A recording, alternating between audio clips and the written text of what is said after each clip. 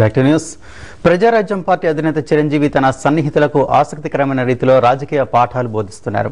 జిల్లాలో పర్యటించేటప్పుడు ఇతర పార్టీల నుంచి వచ్చి ప్రజారాజ్యం పార్టీలో పనిచేస్తున్న వారి పట్ల ఎలా వ్యవహరించాలన్నది దానిపై ఆయన తన బాణీలో వివరిస్తున్నారు. కొద్ది రోజుల క్రితం తన సన్నిహితులతో జరిపిన సమావేశ వివరాలు వెలుగులోకి వచ్చాయి. ఈ సందర్భంగా ఆయన ఇతర పార్టీల నుంచి వచ్చేవారితో కలిసిమెలిసి ఉంటూనే స్పయింగ్ చేయాలంటాం వివాదాస్పదమయ్యే పరిస్థితి కనిపిస్తోంది. మీరు మీ ప్రొఫెషనల్ వాటిని కూడాను కొంచెం సాక్రిఫైస్ చేసి సొసైటీ మీద అవేర్నెస్ తోటి నా మీద నమ్మకంతో చెయ్యగలం. ఇక్కడ ఇదే వేరే నాయకుడు అయితే కనుక మీరు నిజంగా మీరు ఏమైనా చూసే రిజల్ట్ అంత బాగుంటే పెడదాం, మీరు చేయకుండానే మీరందరూ ముందుకు వచ్చి ఉత్సాహంగా ఉన్నారంటే కనుక నమ్మకం మీకు ఉంది. దాన్ని మీట్ అవడానికి నాలో ఎక్కడ కొంచెం స్వార్థ పొరలు ఉన్నా లేకపోతే నా సెల్ఫ్ ఏదో సరే అవి కూడా మొత్తం చూచిపెట్టుకుపోతాయి. బికాస్ ఆఫ్ యువర్ ఆనెస్టీ, మీ బిలీవబిలిటీ, బిలీఫ్ వస్తుంది. అదే నేను ప్యూర్ కాదు, బట్ నన్ను ప్యూర్ చేస్తుంది మీ యొక్క ఉత్సాహం, మీ సపోర్ట్ ఇది అన్నమాట. కొంచెం కూడా మనకు స్వార్థం ఇంతవరకు తీసుకోకూడదు అనే ఒక భయం కానీ ఒక అవేర్నెస్ కానీ ఇది కలిగిస్తూ నన్ను టువర్డ్స్ గోల్ వైపు మరింత స్ట్రాంగ్ గా పెట్టడానికి మీరందరూ మీ యొక్క ఉత్సాహం దోహదపడుతుంది. కాబట్టి నన్ను చూసుకుని మీరు కాదు, మిమ్మల్ని చూసుకుని నేను ఇంటి జోష్ ఉత్సాహంలో మొన్నటి వరకు కొద్ది నెలల వరకు నేను ఒక్కడిని ఏం చేయగలను, నేను ఒక్కడిని ఏమైనా చేయగలనా అని అంటే ఈ రాజకీయ నాయకులు చేరే వాళ్ళ మీద నాకు బిలీవబిలిటీ లేదు. ఎందుకంటే వాళ్ళు కావాలి, తప్పదు. వాళ్ళకున్న సీనియారిటీలను లేకపోతే పొలిటికల్ స్ట్రాటజీస్ వెంటనే వాటిలోనూ వాళ్ళ సపోర్ట్ లో ఉండాలి. But at the same time ఆ ఫ్రెష్నెస్ అనేది వాళ్ళ నుంచి రాదు, అది వచ్చేది మీలాంటి యంగ్స్టర్స్ నుంచి వస్తుంది.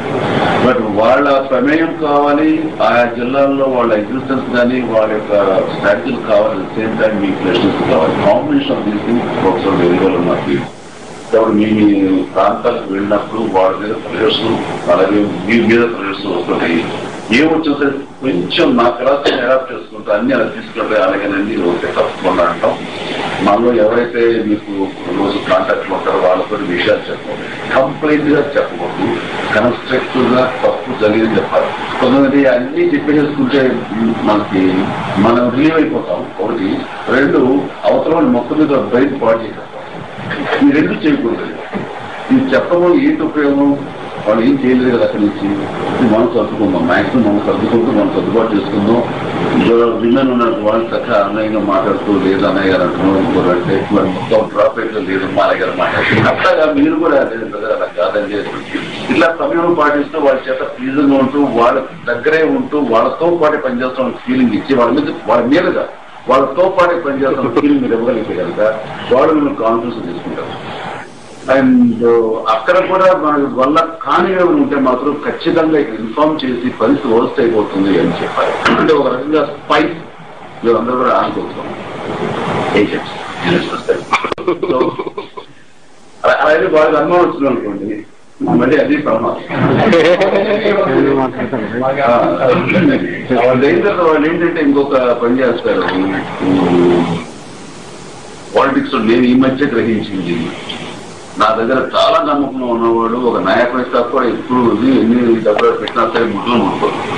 అలాంటి వ్యక్తి పాడైపోయాడు. ఎలాగంటే నా దగ్గరికి వచ్చే మనుషులు వాళ్ళు వెరీ క్లోజ్, వాళ్ళ మాట నేను వింటాను, ఏదైనా చెప్పచ్చు అన్న విషయం నమ్మకం. అలాంటిది దృష్టిలో పెట్టుకుని నువ్వు రాబాబు సరదా ఇప్పుడు కలుగుతాను వాడి ముందు వెళ్ళాడు. వాడి నుంచి డబ్బులు ఇచ్చి వాడిని పాడు చేసి వాడిని అది దూరంగా వెళ్ళిపోయేలా చేశారు.